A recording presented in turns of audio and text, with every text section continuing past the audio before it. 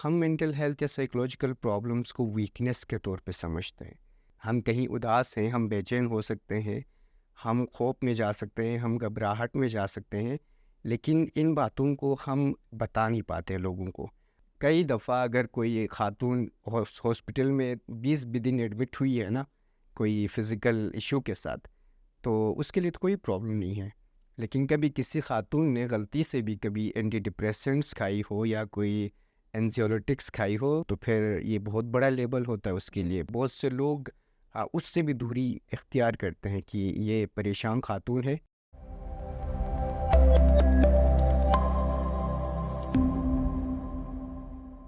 In the name of Allah is Rahman and Rahim. अस्सलाम वालेकुम. This is your host Kulsum Abbas. आज का हमारा टॉपिक है मेंटल हेल्थ, इमोशनल वेलबींग और उसके स्टिग्मास क्या हैं और उसके ट्रीटमेंट कैसे पॉसिबल हैं. सो उसके लिए आज हमारे गेस्ट हैं मिस्टर मोहम्मद अली ख़ान, जो कि क्लिनिकल साइकोलॉजिस्ट हैं और आगा ख़ान हेल्थ सर्विसेज में भी काम करते हैं. अस्सलाम वालेकुम. वालेकुम कैसे हैं आप? शुक्रिया। तो जैसे कि अभी मैंने इंट्रोडक्शन दिया हमारे टॉपिक का, तो क्या आप हमें बताएंगे कि मेंटल हेल्थ क्या है और इमोशनल वेलबींग क्या है? हाँ जी, थैंक यू सो मच। किसी ने ये कहा है कि हम कभी भी किसी भी बंदे की कोई ब्रोकन लेग या कोई ब्रोकन आर्म के साथ कोई बंदा हो, तो हम कभी नहीं कहते कि ये होल पर्सन नहीं है या ये कंप्लीट पर्सन नहीं है। हम हमेशा उसको कोई हादसा या किसी भी तरह की उसकी कोई बीमारी या किसी भी तरह का कोई इंजरी मानते हैं।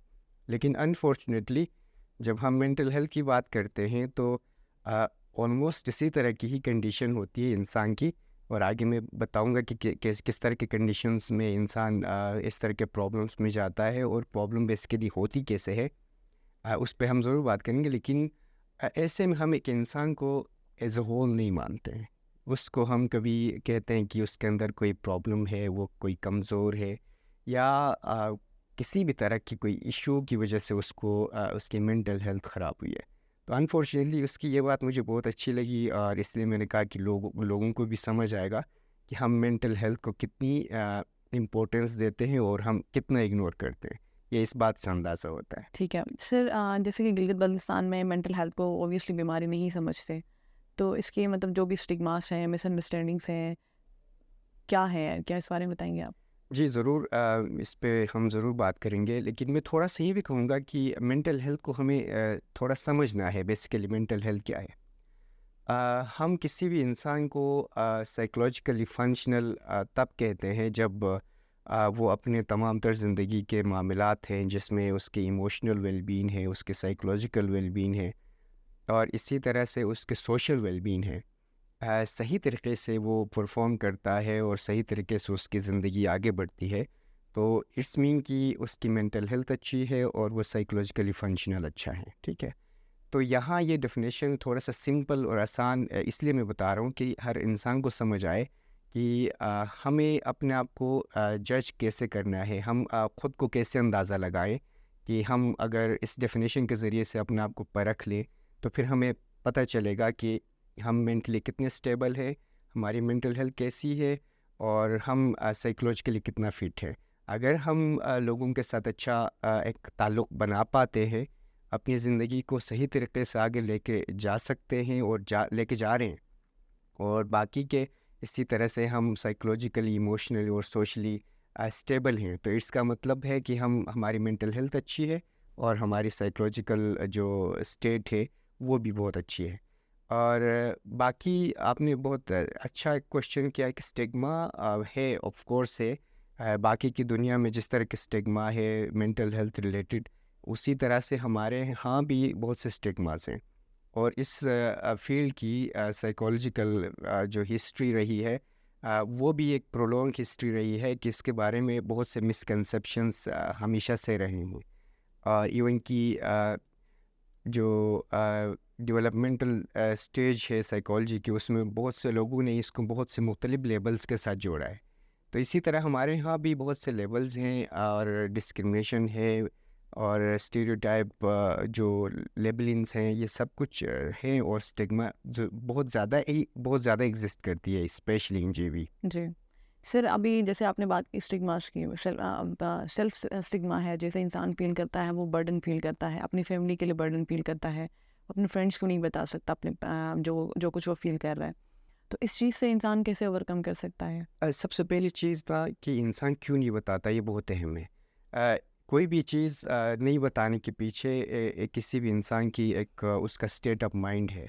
हम मेंटल हेल्थ या साइकोलॉजिकल प्रॉब्लम्स को वीकनेस के तौर पे समझते हैं कि अगर कोई इंसान डिप्रेस है तो उसका मतलब ये है कि वो कमज़ोर है। स्पेसिफिकली हम अगर बात करें तो हम अपनी इमोशंस पे बात करना शायद नहीं जानते।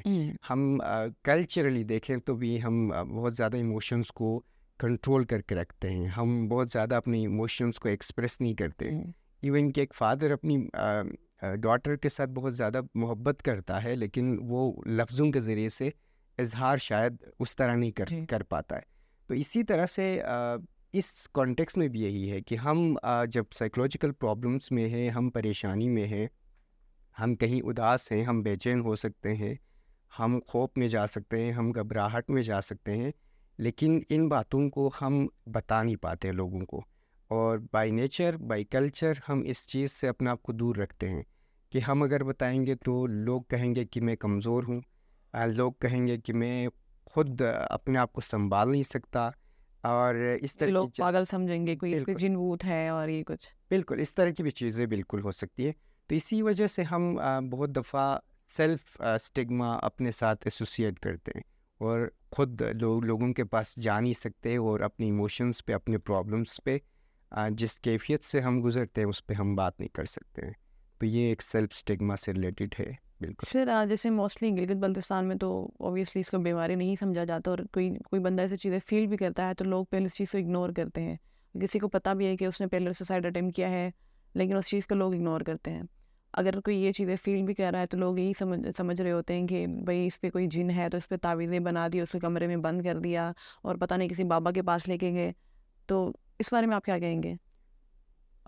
इस बारे में अगेन एक स्टिग्मा हमारे कल्चर में है, जिसको अगर हम कहें कि डिस्क्रिमिनेशन का, हम डिस्क्रिमिनेट करते हैं लोगों को। असल में हम उनको अलाउ नहीं करते हैं कि जो प्रॉब्लम से वो गुज़रते हैं या जिस तरह की कैफियत वो महसूस करते हैं, वो आके लोग कहीं न कहीं से बता सकें।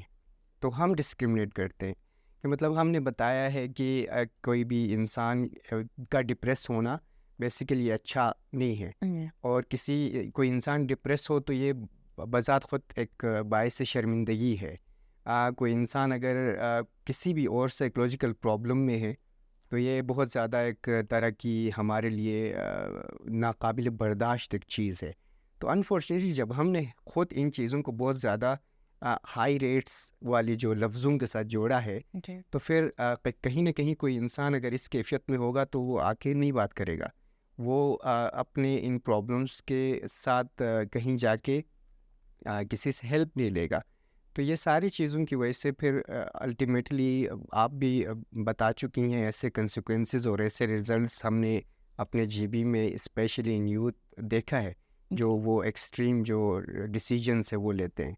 तो इसलिए as a culture, as a society, हमें अपने इन लेबल्स को जो कल्चरली बहुत ज़्यादा प्रिवेल करती हैं, जी। उन पे सोचना पड़ेगा, जी। उस पे गौर करना पड़ेगा। ठीक है, जिन भूत और इस तरह के बहुत से मसले हो सकते हैं। आई डोंट नो उस पे साइकोलॉजिकल कोई लिटरेचर तो नहीं है, अलबत्ता हम कल्चरली ज़रूर मानेंगे और रिलीजियसली भी हम मानेंगे। जी।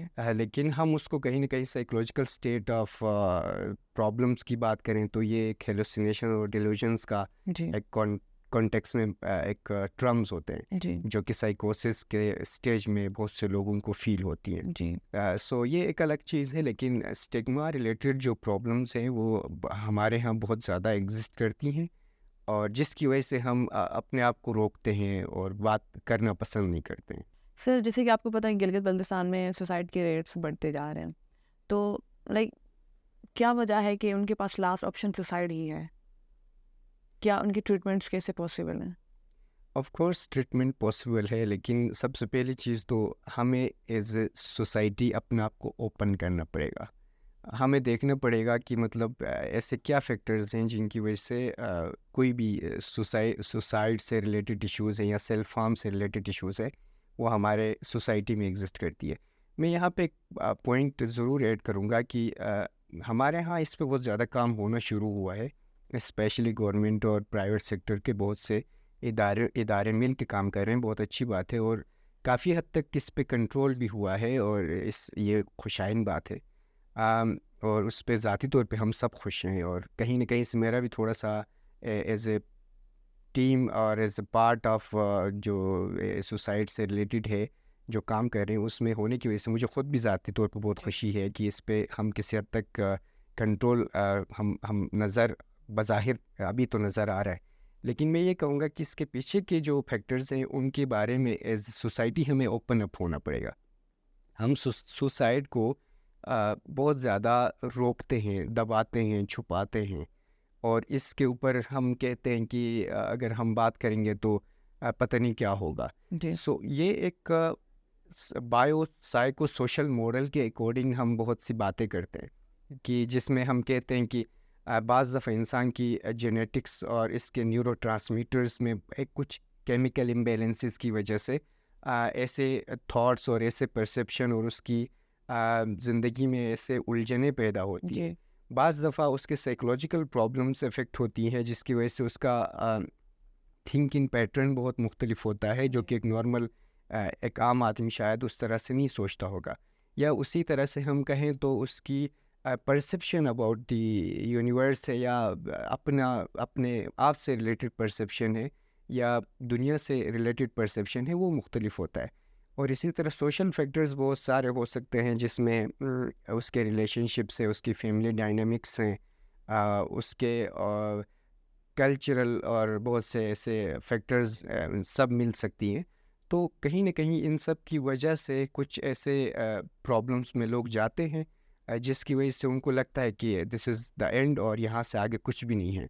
तो ऐसे में मैं और आप जैसे लोगों की ज़िम्मेदारी है कि हम लोगों को अवेयर करें जी बिल्कुल कि ये एक ट्रीटेबल चीज़ है, ये एक काबिल इलाज मसला है और बज़ाहिर उस इंसान को उस वक़्त की कैफ़ियत में ये लगता है कि ये अब आगे कुछ नहीं बचना है। लेकिन बाकी उस कैफ़ियत से निकलने के बाद उसको बज़ाहिर दुनिया वैसी ही नज़र आ सकती है जैसे मैं और आपको नज़र आ सकती है।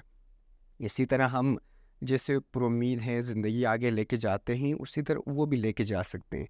अलबत्ता वो सिचुएशन को हैंडल करना, उस सिचुएशन से उस बंदे को हेल्प करना कि वो निकल जाए, उसमें एक प्रोफेशनल बंदे की हेल्प की ज़रूरत पड़ती है। जी उसमें बाज़ दफ़ा साइकेट्रिक जो मेडिकेशंस है उसकी नीड बहुत ज़्यादा होती है।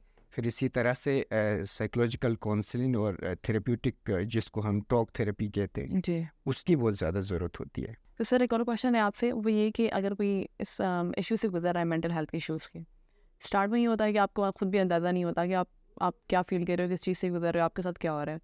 तो उसको इंसान को मतलब कैसे लाइक पता चलेगा कि वो उसके साथ क्या हो रहा है या क्या इश्यूज़ है मेंटल हेल्थ, या वो ठीक स्टेट में है या नहीं।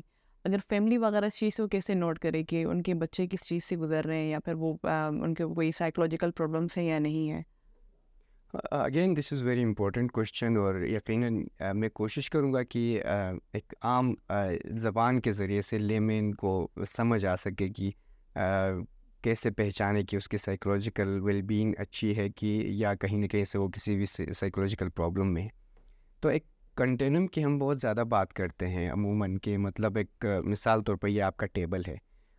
इस टेबल की ही अगर हम मिसाल लें तो इसके 2 कॉर्नर्स है और एक मिड है, ठीक है? और इस कॉर्नर पे बेसिकली जो इंसान बैठा है वो अपने रोज़मर्रा के कामकाज में अपने ताल्लुकात में और अपनी ज़िंदगी आगे लेके जाने में बहुत ज़्यादा बेहतर उसको यकीन है और हमेशा की कोशिश में है और जिसमें फंक्शनैलिटी उसकी बहुत अच्छी है, उसको किसी भी तरह की कोई खौफ और ख़तरे से खाली आज़ाद होके काम कर रहा है और इसी तरह से वो किसी भी तरह की डिस्ट्रेस में नहीं है, बहुत ज़्यादा दबाव में नहीं है। जी और इसी तरह से हम उसकी बात करें तो उसके ताल्लुकात में, उसके कामकाज में कोई इफ़ेक्ट नज़र नहीं आता। तो नॉर्मली अपने ज़िंदगी को आगे लेके जाता है तो इसका मतलब इसकी साइकोलॉजिकल स्टेट बहुत बेहतर है, ये इमोशनली बहुत स्टेबल है, इसकी मेंटल हेल्थ और वेलबीइंग बहुत अच्छी है, ठीक जी है? ठीक है। और दूसरे जो मिड की मैं बात करूं तो इसमें कहीं न कहीं से अगर देखा जाए तो इस इंसान की आ, इनमें से कुछ एरियाज़ इफ़ेक्ट हो रहे होंगे, ठीक है? फॉर एग्ज़ाम्पल उसकी ऑक्यूपेशनल लाइफ बड़ी डिस्टर्ब होना शुरू होंगी, या बाज़ दफ़ा मुमकिन है कि उसकी फैमिली लाइफ डिस्टर्ब होना शुरू हो, और इसमें उसको जो भी स्ट्रेसर्स हैं लाइफ में, जो प्रॉब्लम्स हैं, उसको वो कोप नहीं कर सकता, रिजिलियंट नहीं हो पा रहा है। तो जिसकी वजह से उसको कहीं न कहीं से एक मॉडरेट लाइन पे उसको होपलेसनेस और लैक ऑफ इंटरेस्ट और इस तरह के और भी जो रिलेशनशिप प्रॉब्लम्स हैं, ये आना शुरू होते हैं। तो इसका मतलब इस बंदे को हेल्प की ज़रूरत है, और इस बंदे को डेफिनेटली कहीं ना कहीं किसी भी प्रोफेशनल बंदे के पास जाके अपने इन इश्यूज से रिलेटेड हेल्प लेना चाहिए। और थर्ड पे मैं अगर एक और बात करूं कि आखिरी जो कंटिन्यूम के कॉर्नर पे जो बंदा होगा, उसके ऑलमोस्ट मुख्तलिफ जो तकरीबन एरियाज़ हैं जो लाइफ को लेके जाने के फंक्शनल एरियाज़ हैं, उसमें सोशल है, उसके साइकोलॉजिकल है, उसकी रिलेशनशिप है, उसके ऑक्यूपेशनल है, और भी बहुत से जो फैमिली लाइफ है, ये सब डिस्टर्ब होंगे, कहीं ना कहीं से बहुत ज़्यादा मुतासिर होंगे। और फिर बाज़ दफ़ा यही इंसान उसको सिर्फ तन्हाई के अलावा कुछ होगा नहीं उसके पास, लोगों से दूरी होगी, आ, कहीं फंक्शंस हैं, कहीं रिश्तेदार हैं, कहीं बुलावा है, कहीं नहीं जाएगा, मतलब एक ऐसे ताल्लुकात को ख़त्म करके अलहदा की ज़िंदगी गुजारेगा। बाज़ दफ़ा ख़ुद से बातें करेगा, कभी दीवार से, कभी कुछ और चीज़ से। तो इस तरह की चीज़ों में ये एक सीवियर लाइन है जहाँ पे उसको डेफिनेटली लेके जाना चाहिए किसी साइकेट्रिस्ट के पास, किसी अच्छे क्लिनिकल साइकोलॉजिस्ट के पास, जहाँ पे उसको ट्रीटमेंट और इस तरह की चीज़ों से निकालने में हेल्प उसको मिलनी चाहिए। सही है सर। ऑडियंस के लिए कोई मैसेज? मैं मैसेज यही दूंगा कि जितना अपनी फ़िज़िकल हेल्थ का ख़्याल रखते हैं, उतना ही अपनी मेंटल हेल्थ का भी ख़्याल रखें, क्योंकि जब दोनों मिलती है, जब ये दोनों ही बहुत इम्पोर्टेंट है। जब दोनों अच्छे होंगे तो फिर आपकी फंक्शनल एक बेहतर फंक्शनल ह्यूमन बीइंग आप कंसीडर करेंगे। अदरवाइज़ मैं ये कहूँगा कि आप सिर्फ़ और सिर्फ अपने फ़िज़िकल हेल्थ की ख़्याल रखेंगे और अपने साइकोलॉजिकल और इमोशनल वेलबींग को इग्नोर करेंगे, तो उससे फिर एक फंक्शनैलिटी और आपकी पर्सनैलिटी और आपके लाइफ और आपके रिलेशनशिप्स बहुत ज़्यादा शायद अच्छे ना हो। सो ये मैसेज आपके ज़रिए से मैं ज़रूर पहुंचाना चाहूँगा। Thank you so much for joining us sir. Thank you so much. उम्मीद है आपको आज का एपिसोड अच्छा लगा होगा। मिलते हैं नेक्स्ट एपिसोड में। Thank you.